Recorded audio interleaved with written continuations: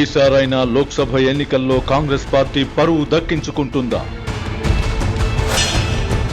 400 సీట్లకు గురిపెట్టిన మోదీని రాహుల్ గాంధీ ధీటుగా ఎదుర్కోగలరా?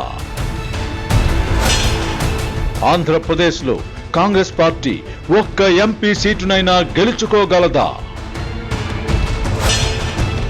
జగన్మోహన్ రెడ్డి కడప కోటలో పిసిసి చీఫ్ షర్మిల జెండా పాతగలరా? రాహుల్ గాంధీ సన్నిహితుడు రాజు నెల్లూరు బరిలో ఎందుకు దిగినట్టు?